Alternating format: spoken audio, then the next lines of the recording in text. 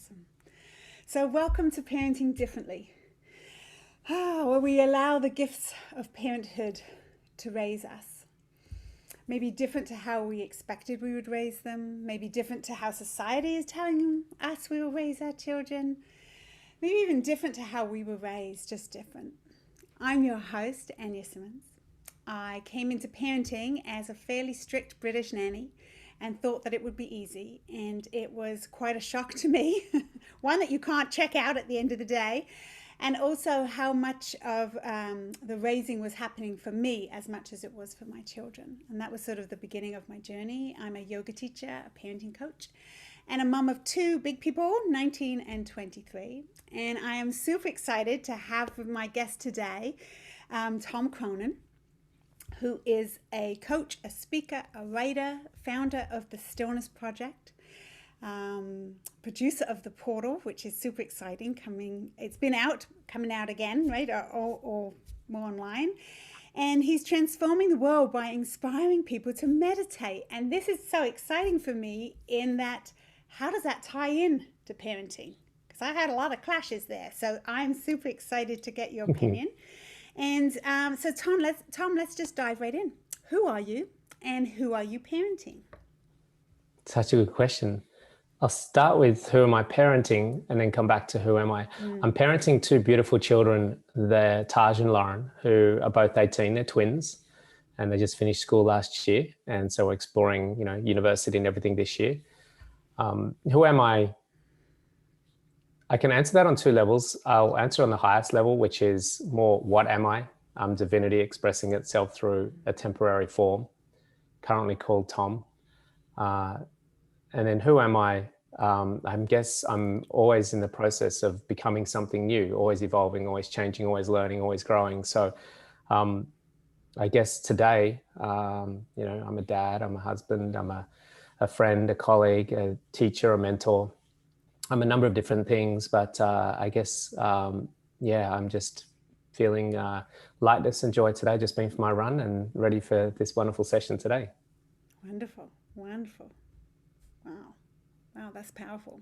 That's really powerful to be in that, not to speak in it. I can feel it from you, right? So you're living that, which you just expressed. So thank you for sharing that. So, were you into into meditation before kids, or has that been a journey after? It was definitely before. I started 25 years ago, so 7 years or so before the kids came on the scene. I was a broker in finance and very, very stressed. I had lots of crazy stuff going on in my life, a lot of drug addiction and drinking and partying, and it wasn't that I had problems. I just loved it. It was a part of the culture of being a broker in the late 80s, early 90s, and that led to a lot of extreme stress responses in my body. So I started to meditate to offset all that stress that I was experiencing. And then the kids came along, probably about 7-8 years while I was into meditation. Okay, cool. And with this idea of parenting differently, did you have sort of an idea ahead of time, this is how I'm going to parent? Or was there a pivotal moment as parenting happens, because we all know it's like different every single day, that made you go, I don't want to go this way.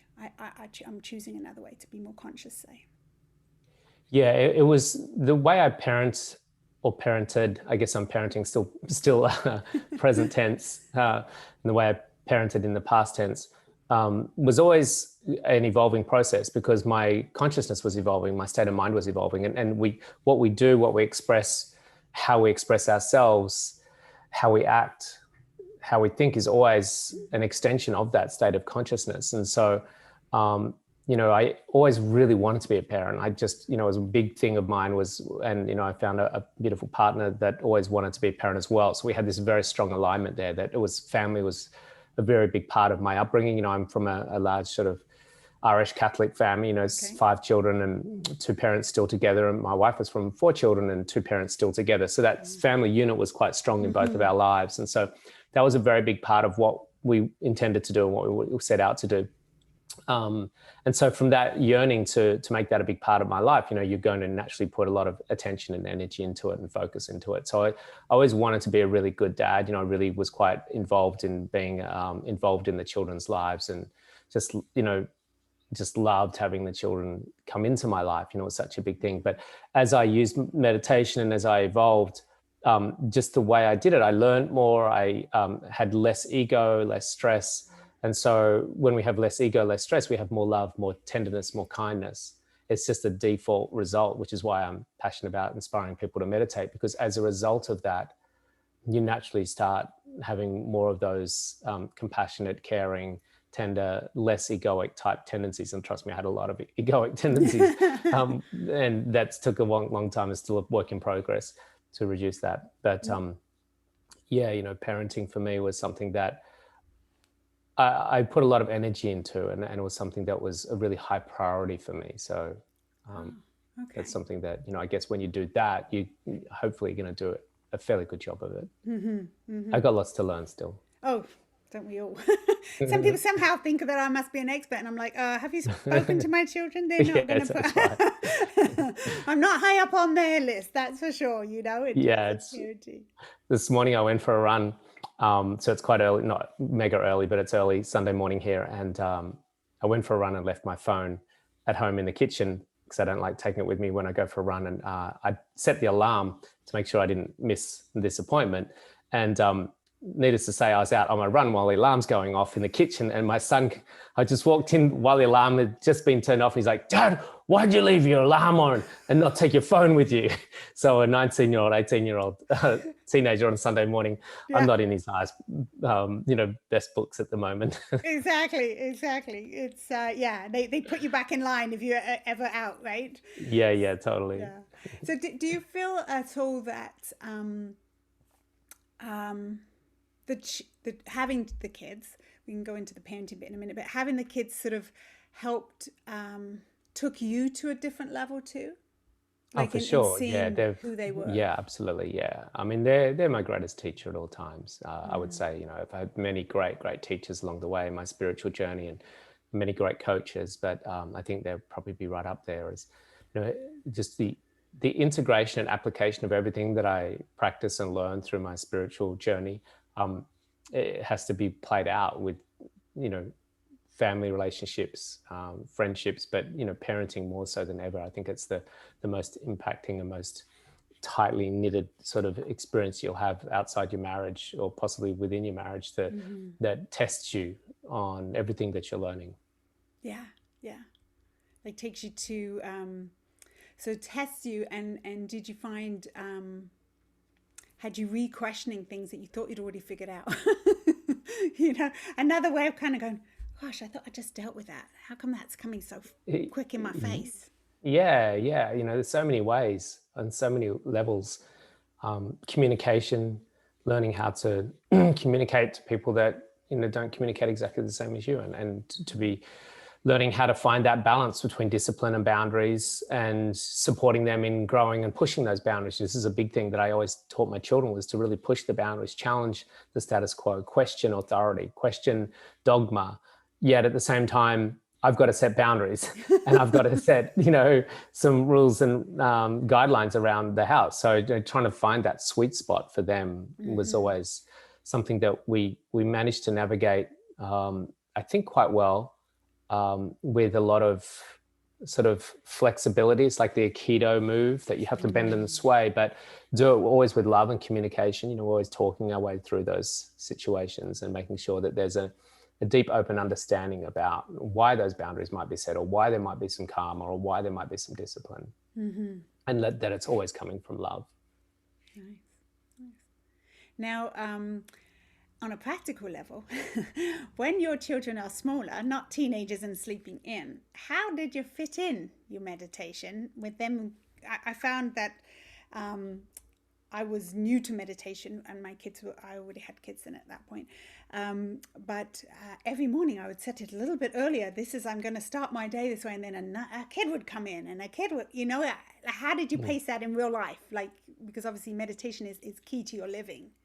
Yeah, well, one thing I always emphasize with my students is that as a parent, the children learn through osmosis more than anything. So, 100%. they're watching you, and they're seeing how you behave. And if you're in the traffic jam and sticking your finger up at people and screaming and shouting, then they're going to think that's normal. Yeah. But if they see you meditating, if they see you not being as intense or responsive, not like we don't have stress days and things like that. Sure, We're yeah. still human, but just we always made sure that my wife and I, who was also meditating, we were tag team in the early days when the kids were quite young. As they got older, we could put DVDs on, and just being adaptable. The last thing we want to do as meditators is get stressed if our children disturb us. It's kind of like pointless. So knowing that you're in a house with two other humans that you've got to tend and care for, but also I always use the analogy of like the airplane when they tell you, if the plane's going down, make sure you put your mask on first. And so it's the best way we can support and help our children was making sure that we were supporting and nourishing ourselves first and foremost, and that we weren't as stressed and tired and overwhelmed and cranky and as egoic. So that was always for us a big priority, that we managed to put that into a day, because they were better off in the end anyway. Oh, 100%. Yeah. So, I mean, look, for us, it was tag teaming a little bit, just on a practical level for people listening. So making sure that you allowed each other the time to have that, hey, honey, you want to go do your meditation? I'll do mine after you. And making sure that there's that ability to swap out. You'll always be able to find the time. Admittedly, it's harder when you've got young children, and sometimes you're just not going to get it in that day. And that's okay. But making as much priority as possible. My wife, she would be breastfeeding 2 kids at a time during the night. Sometimes at 3 a.m, she'd be meditating while she was doing that. She couldn't sleep, but she could meditate. And so finding creative ways to do that was really important to us. And we always thought that was a very high priority in our day. And it just comes down to preferences. Yeah. And I think from what you're saying, and then my own experience, there's a part of this boundary that this is mummy's time or this is daddy's time, and these are your options, right? Yeah. And to really make that, and I was way too wishy-washy on all of that. Like, it'd be like, oh, okay, you need me, okay, I'll give up me. But in the end, we know that's not, I'm not a nice me at that point. I'm not a grumpy me. I'm not as happy at being a mummy at that moment, right?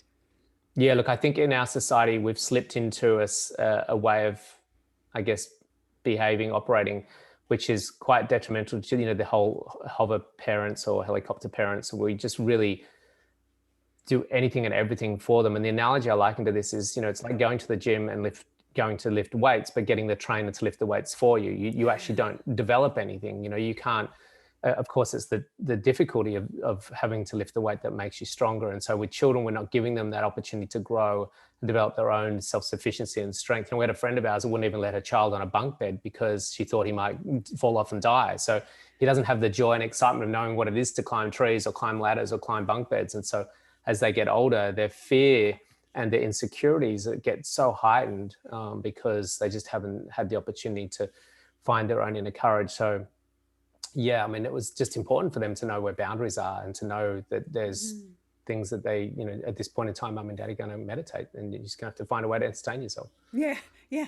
Go figure. I mean, obviously, there's a certain age that, you'd have to do that. But even little ones, right? They can come and lie beside you. I mean, they can come and know this is our quiet room even, or whatever. Yeah, they I think it's so important for them to see you, not just being on your phone all day long when you've got a spare moment, to see you sitting in quiet, eyes closed meditation. It's just that alone, that image is going to really be beneficial for them in just having them a sense of calmness. Yes. This is how they grow, through osmosis, by seeing you in calm state. My kids, they kind of thought it was a bit weird, but they kind of thought it was really cool as well. I'd catch them sometimes telling their friends that their mum and dad meditate. So I think there was a kind of little bit of coolness that they found around it. Oh, all right. And are they into any meditation? And definitely not. No interest. They got Yay! Snapchat. Thank God you said that. I was just going to pretend that mine were like, oh, we love yoga, mummy. They're not. They're like, no way. Until they're feeling really bad, then I might get them for a little bit. But yeah, look, they've got the tool there, and every now and then they'll use it if they need it. But was one of the things I always believe with parenting is to, you've got to give the children an opportunity to explore life and find things out themselves. And, it might not happen till they're 29 or 30 or 35 or 40, like most of us, but let them be fascinated by the beauty and the glamour in the external world. And eventually they'll find a sort of an exhaustion point of, look, I'm ready to go inward now. And at least they'll have the tools and know where to go to start that journey when they're ready for it. Yeah. Oh, fully hear you there. Absolutely. You know, as the way a big part in talking in with clients and people is this idea that we rarely, if we leave them alone, we don't have to be teaching. We live it, right? Which is exactly what you're saying, right? If you live it, it's an observation. It's a chance that if you want, you know, I mean, I really with my kids with getting stresses, I say, try this, try meditation, try yoga. And I used to, when I drop them off to school, I'd be shouting out, Om Namah Shivaya, stand in your glory. And they'd all be like, oh, you weirdo, and slam the door, right? And then I realized afterwards, stop. It's my journey to live that. And they see that whether I am, like you say, being rude to people in cars, or whether I am a grumpy cow, or whether I'm really kind of at peace and have a lot of laughter and joy in my life. That's the learning, right? It's not the teaching of like, everybody, we're going to sit here and we will enjoy this. This will be important. So I love that, Tom. I absolutely love it. That's sort of, to me, the goal of even these conversations, is to let people really get that. Do the work yourself, right? Do what feels good for you. And they see it. They see that you're saying, you know what, this is not working for me. This is what I'm going to do. And to not disregard the importance of difficulty, challenges, pain, or suffering in someone's journey. You know, for me, my greatest leaps of growth and evolution were during my most challenging times. So who am I to, of course, we don't want people to have pain and suffering and challenges and stuff, but I'm good with it if they have them, because I know it's like, cool, now let's see what you got. Now let's see how you can grow. Let's see how you can wake up through this. How are you going to deal with this? And it's like, you know, go back to the gym analogy, you know, if you didn't have a challenge there in that gym, then you'd have no development, you'd have no strength, you'd have no growth. And so I'm all good with someone having a difficult time. It'd be great if they didn't have to go through that. But more often than not, going through that is part of our own evolution, and that's okay. So, yeah, I'm here to support people when they're ready to grow through those times. You know, I run retreats, I coach, I do weekend workshops, and that's really the ultimate part of my work, is to help people through those difficult times. But arriving at that point isn't the problem. It's what we do when we arrive at that point. Yeah. We can go and choose cocaine and alcohol or suicide or, you know, domestic violence or excessive work or addictions, or we can, you know, find someone to help us through that and evolve and grow through that. And so the same approach for my children. I'm not good with them having difficult times. It's just, you know, what they do to get through them that's important. Yeah, absolutely. And I mean, I know even from my own journey, it's easy to get on my mat and have a really wonderful yoga practice and stuff when I'm in a good moment, a good mind. It's harder to get there when I'm like not in my mind, when I'm feeling really anxious, when I'm really mad at my husband, or you know, like it's harder to do that. So it's a tool which you've spoken of that needs to happen in those moments, so that you like you say, you have something to go to, or to give a try to, or just lie down for a minute, just lie down, you know, let your body be in alignment, and then off you go, right? Yeah, absolutely. Good. So now, how in talking in the parenting, when you do mess up, because like we do, how do you repair that? How do you repair it for yourself, like in terms of guilt or shame, and how do you then repair it with your kids?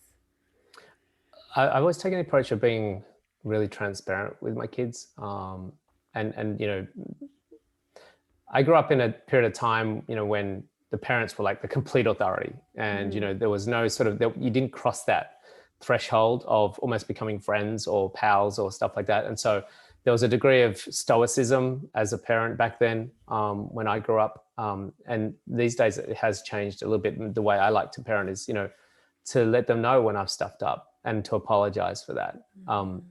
And to help them see your vulnerability in those times. You know, I've cried with my children. We've been sensitive and vulnerable.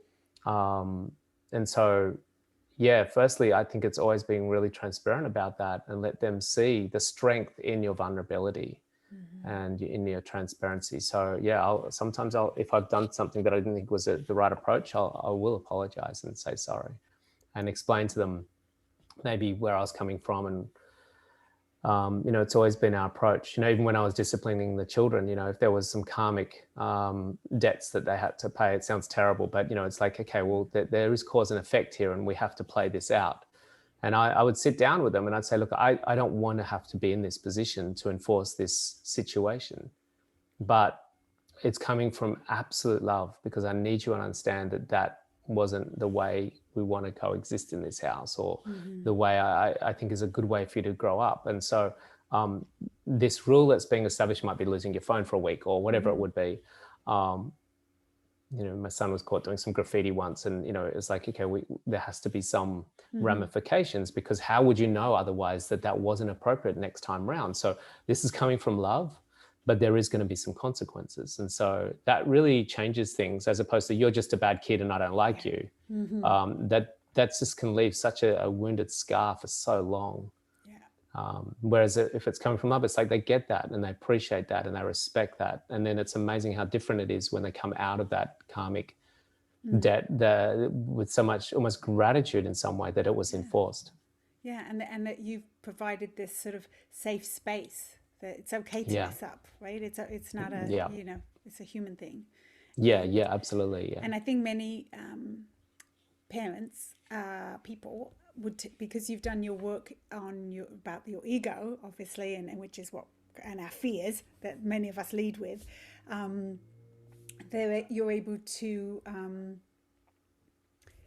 his behavior or her behavior, whichever one it was, doesn't reflect on you're not like, oh no, now what are people going to think? And it goes into this external place that is just so toxic.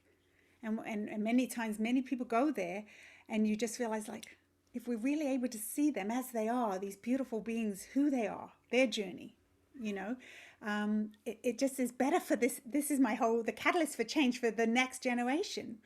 We can't carry on parenting how we have been. Look around, right? We can't carry on that way. So I love this. I love what you're saying. It makes a lot of sense. Yeah, and this is what motivates me with the Stillness Project, and to move as many people as possible. The Portal film is, to inspire people to meditate, because by default, these are some of the characteristics that we develop. It's very difficult. We did a screening at Davos at the World Economic Forum, and there were some people doing some really great things in the world, trying to change status quos. I said, the challenge you have here is that you're trying to change systems in a world where the state of mind that creates the systems isn't changing. And meditation helps us expand our consciousness. It gets us out of our head into our hearts.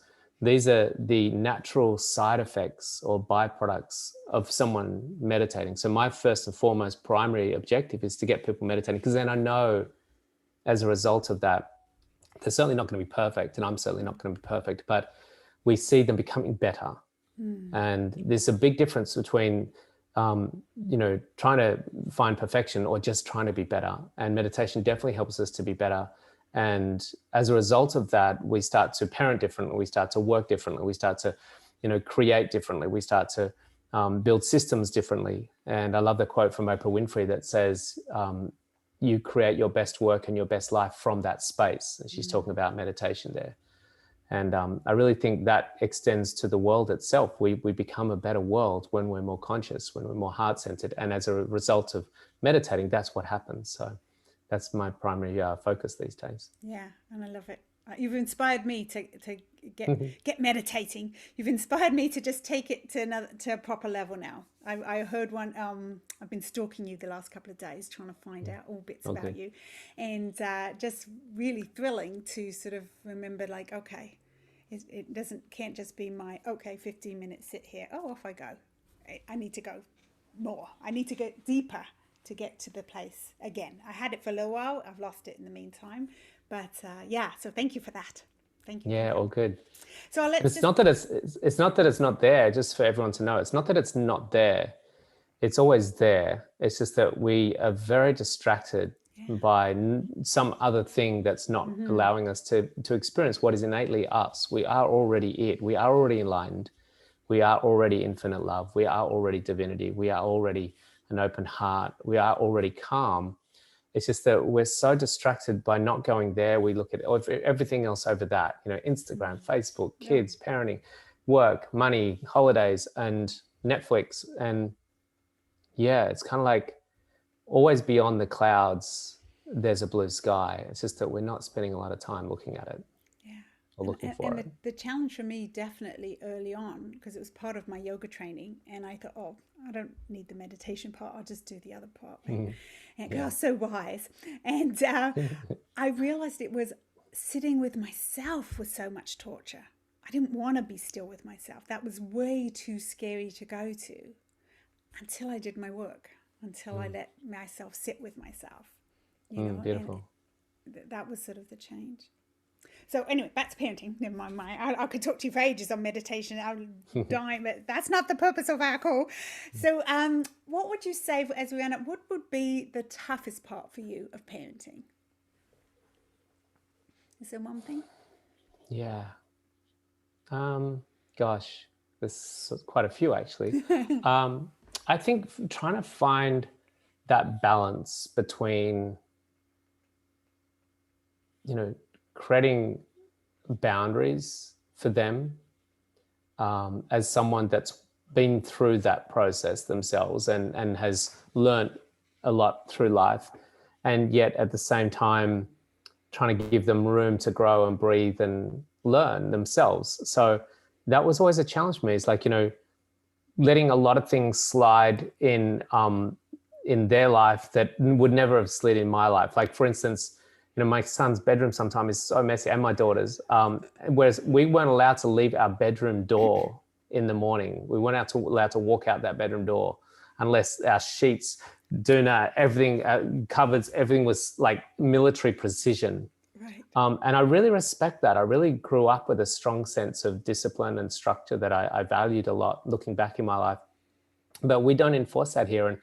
And I grapple with that. I grapple with a lot of things that, not setting very strict boundaries on certain things. And where do I draw the line on those things? What do I let slide, and what, like what time do they come home from? At the moment they're 18. So what time do I let them come home from going out at night with their friends, and where do I find that sweet spot of like causing conflict and having harmony, and I think I've erred on the side of too much favoring harmony over conflict in some respects, because I can't be bothered every morning going through conflict and getting them to clean their room. So I'll avoid that. And then I'll choose the harmony side. Now we've got harmony, but his room's a pigsty, or my daughter's room's a pigsty. So and I'm not and I'm not instilling in them a sense of respect and appreciation for their space. So the longer term ramifications of that, I question, what are they? What are the ramifications of me not enforcing that and going through that conflict? Because that's an uncomfortable experience I'm going to have every time I say, guys, no, you're not leaving your room until this happens. Right. And then that could be a 15, 30-minute shouting match. Like, do I want to go through that? Or do I want to let that slide? But then what are the longer term ramifications of that? So I've grappled with that a lot through my years as a parent. And I think looking back, I'd have to say retrospectively, I probably wish I'd had enforced a little bit more discipline. Like we all had to wash up and dry up every night. We had a night of the week. We had to wash or dry up at home. And a lot of times we just kind of let them eat their dinner and they can put their plates and then walk away. It's like, I really feel uncomfortable about not enforcing it. Quite often we'll enforce it and they're great. They'll do it when they're really pushed into it. But yeah, just these things that I kind of was taking the path of least resistance a lot more. And I kind of wish some way I didn't. But is that being, I hear every topic you've just said, yes, check, right? Yeah. And I kept thinking, there's something wrong with me. Why can't I be stricter? Why can't I? And even the enforcing, like keeping it. Because I could say, right, this is it. Every day, you guys, that's enough. You're going to do this. But I waver quite quickly because I go, I can't be bothered to. Yeah. But when I think of it from the other side, I think, well, because I didn't have that. I had a pretty strict upbringing, but not in that manner. But I know how to make my bed, and I like coming into my room and having my bed made. So as an adult, if they're not missing, I don't know if they're really missing it because they will discover it. Maybe they don't. Maybe they're learn it messy themselves forever. when it's time for them. You think? Yeah, I do. Yeah. I think that's leaning back and going, okay, these are the areas that are super important. like respect or not being mean to each other. The other stuff, okay, fine. They'll It's work it yours. out. It's yours. I hand that over. That ain't mine. Yeah, true. I can't When you carry get it your all. house, you can decide whether you want a messy room or not. Exactly. Your partner. Trust me, your partner will help you. Yeah, that's right. Yeah, that's true. That's a Can't good way all of be looking our at it. job. Yeah. Yeah, I guess it's a really nice way of looking at that. In amongst that, the higher qualities were there: be kind, be gentle, be loving. And I know that had them instilled in them, or they've got them anyway. So that's maybe they'll work the other stuff out themselves. That's right. They won't be living with us forever, so we won't have to see it. So that's also Yeah, nice. I'm sure they'll end up washing up and drying up each At night some anyway. point, they need another plate, right? They're gonna Yeah, that's feel right. like figure it. Life lessons, right? That's true. Well, Tom, thank you so very, very much. I really, really appreciate this. This is loads of wisdom for me and all our listeners. I definitely, as this goes out, I will put links to everything that you're offering and ways to find you. But is there anything else you'd like to add at this point? Something that's coming up for you, or you want to share something? You're welcome to do Yeah, so. I'm really excited to bring the Portal film out to the world, and that's coming out in a big way. And everyone can go to entertheportal.com to find out details about that. They'll be able to watch the trailer, but we're inviting we've got a very unique strategy around this where it's never been done before. And the film is a film that has a message that's very powerful, but it also is a film that's very unique. It is a film that hasn't been done before as well. There's a meditation in there, and there's binaural beats and rap music and animation. So it's quite a unique documentary. But even with the release strategy, we wanted to do something different. And so we're inviting all of the world to become our partner and share in the rental revenue. And it'll be built out very soon, where they'll be able to register as a partner and be part of the distribution of the film. So they'll have a unique link, and they can share that with their friends and family or business or clients and or audience, and then they will be receiving 50% of any of the revenue that comes in on a monthly basis. So we're really excited to invite everyone to be part of this distribution strategy. That's awesome. Wow, that is super exciting. And I was on that site, and and on the Facebook bit, and every single post is worthy of sharing, worthy of printing, worthy of just sitting with. Like it's so inspiring. It really is. So that's exciting. I'm looking forward to that. Yeah, awesome. Me too. Well, thank you very much for being here. And again, all you listeners and viewers, you'll be able to find Tom everywhere as we post this. So thank you very much. Thanks so much. Great to be here.